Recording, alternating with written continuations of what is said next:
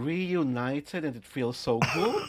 Oh Or my God. is this another issue to say that, hey, they are starting over again? Yes, oh yes, this is Alwin Ignacio, the diva that you love. Together with me is my kumaring Ultra Maldita. Hi, this is Alex And Brasas. yes, you are watching The TT Show. Ang tayo na talakay yung Showbiz Edition. Ikaw na lang muna magkwento itong medium round natin, Mara. Kasi parang gusto kong mairita. Parang nagkaka-hot flashes ako all of a sudden. Ano ba ito, Mare? Kasi there was this video sa Facebook. Ang video bag niyan ay X-rated, No. rated SPG, or rated PG, non-rated. Oo. Okay. Non-rated. Tawag dito, there was this video na talagang, pumasok sa timeline ko. Tapos, the video was panning on two celebrities. Oh. On the other side is Jojo Mendres. Okay. On the left side naman I see Mark Heras. So what were they doing in the video? Ano pa lang, yung parang casual lang. Parang Nag-uusap. Oo, nag-uusap. Tapos, pero may parang annotation na, parang they will say something later. Have they said their piece? No, hindi pa. Parang, it was a prelude to something na, nagkaayos na. Oh. Parang ganon. I see. Diba? Ska Jojo, marupok ka naman pala masyado. May drama-rama ka pang ididimanda. Pinapukuha ka pa nga ng cameraman para i-cover yung pagpunta mo sa presinto. Tapos ngayon, balikan, agad-agad. Yeah. Iba rin naman ang karisma ni Mark Heras, ha? Ang husay humimas ng mga baklang galit. At saka, ano mo muna kasi ang galit sa'yo, Jojo Mendres? Ugat mo? Kalamnan mo? Utak mo? Laman ng wallet mo? O alam mo na? Ay! Hindi talaga tayo kung marireact. Ay! Ano, Mare? Ikaw kasi parang malapit. malapit Sa publicity officer ni Ginoong Mendres. Not even, di ba? Is this even a real thing or another publicity stunt? Paano na yung I love you boy? Kaya nga nagkabate because he is the I love you boy. Tsaka, di ba, ano ba? Di ba parang yun? Siya talagang I love you boy, hindi yung bagong na-discover, di ba? May pinakilala na siya. Oo, yung singer-singeran. Yung singer-singeran, nakagaya niya rin, singer-singeran, di ba? Diba, yun. Actually, yung singer-singeran, hindi ko alam ang pangalan, saka yung singer-singeran na ito, deserve nila each other, Oo. Diba? Kaya lang merong anong tagline na pambihira si Mark Heras na hindi niya malimot-limot. I don't know and I don't care. Tagalog? I don't even know. My God. Kasi, let's face it, lumalabas sa parang gimmick everything. Gimmick every time. Oo. Diba? Everything din, diba? Everything they show, everything they pronounce, everything they announce, yun eh. Diba? Parang So, are we to take it seriously this time? Oo. Diba? Parang na siyang The Becky Who Cried Wolf. Oo. At saka meron pang isa. Meron pa isang napanood kong video. Alam mo ko, pag nasa bahay, watch. Ano naman yan? Video naman, habang kumakain si Jojo Mendres. Yes. Habang kumakain siya, parang may inuukil-kil yung kausap niya na hindi mo nakikita about Rainier Castillo naman. Yung parang may sinabi daw si Rainier na siya ang bumili ng cellphone niya. Kasi nakunan sila ng video in a sosyalin na cellphone mga 80,000 So he to bought 100,000. Rainier a phone. Hindi, parang sinabi ni Rainier na siya ang bumili. Si Rainier ang bumili. Oo, si Rainier ang bumili. Pero ang totoo, kinukulit-kulit na si Jojo Mendres, kinukulit na, ewan kung assistant ba yan o manager niya. Kasi nasa background lang voice over lang naririnig. So sinabi na niya, ako po ang bumili. Sabi ni Jojo. To clear the issue. Ah. Of course, sinong bibili ng cellphone na gano'n kundi ikaw? Oo diba? naman. Given na yun, ano ba? Diba? Saka Without naman- you explaining, talagang, diba? Oo. Hello? Ako naman mayaman ka naman, Jojo. Di ka naman talaga marunong mag-compute. O, itodo na natin, At di saka ba? hindi nakakatawa, diba? Mm. May video? Bumibili ka na ng cellphone, may video? Mm. What is that for?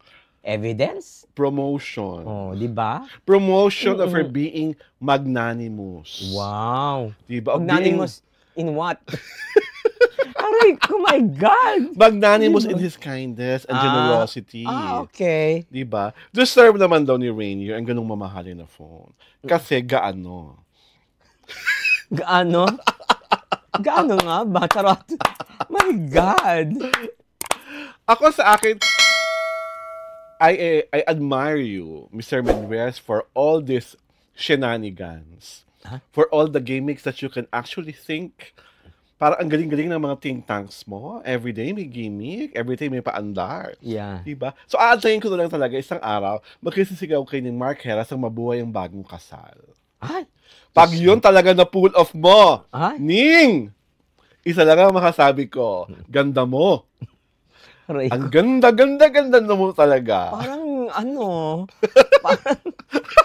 parang napaka-insincere. My God!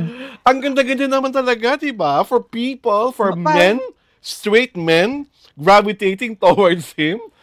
Ang lure niya talaga, datong. No, when you're saying it, it has shreds of insincerity. Parang walang Why should I sincere to someone I do not even know? Ewan ko nga sa'yo Diba? Nakakaloka ka Diba? He's not my friend. He's not even my acquaintance. So my reaction should always be like this. Ay, Diba? taray. Kung friend ko na siya, doon na lang ako mag-feign ng sincerity. Pero ngayon, hindi mo kami mag-friend.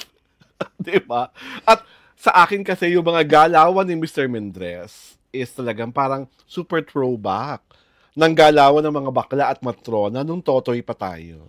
Pero siya, discreet nung araw. Talaga Ito, di ba, di ba, parang pak, pak, pak, sunod-sunod. So, ito pala ang discreet. Noong araw ang discreet siya. Noong araw ang discreet na mga action na ganyan. Now it's all over. It's in the papers, in the internet, in social media. And I think he enjoys it. Di ba? Parang, he enjoys parang there are people palang who enjoys being in the limelight every minute, every hour, every day. Yeah. He enjoys the notoriety. Ay! Ang taray. Di ba? Notoriety talaga. Ano ba tawag mo doon, Mars? Subliminal hunger for publicity. Charot! Ay, medit intellectual, my God. Di ba? Naku, dapat tagalugin mo, baka hindi niya maintindihan. Well, hindi ko na problema yan. Di ba? Ayoko naman problema sa basta mga ako, ganyan. I'm just happy that nagkabati sa ulit ni Mark Heras. I don't think Mark Heras is a type of person na kadima-demanda. At dapat idemanda just because. Diba? Just because nag-walk out the door nung awards night na inaasahan mong escort mo siya. Ako naman, parang partly to blame din si Mark. Because he allowed himself to be used. He allowed himself to be abused. Kasi nga, di ba, parang napunta na sa demandaan. That's a different ball game, di ba? Parang, di ba, pumunta ng ibang leveling na yon. And now, everything dropped. Di ba? Obviously, Mark is playing his cards right. Because the most important thing is the price is right. Aray ko! Ano na yon? De facto na yon. Di ba? Kasi, mas magaling ang diskarte ni Mark. Diba? So where does Rainier lies now?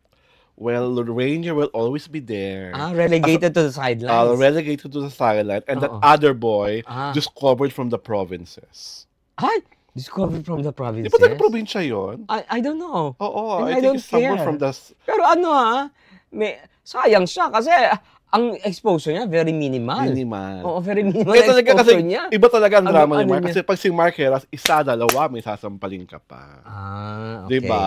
Parang yun din Talaga? Oo. Parang hindi. Parang daman-daman ni Jojo, pag si Mark, kipot-kipot. Aray ko, saan na naman tayo napunta? My God! My God! Aray ko, my God! Gusto ko die. So, where is this leading to? My God! Iba ka, te. Para kay Mark, he feels like a virgin, always touched for the very first time. Ay, very Madonna. Yes! Very Madonna. Na-scandal ako sa nag-slurp.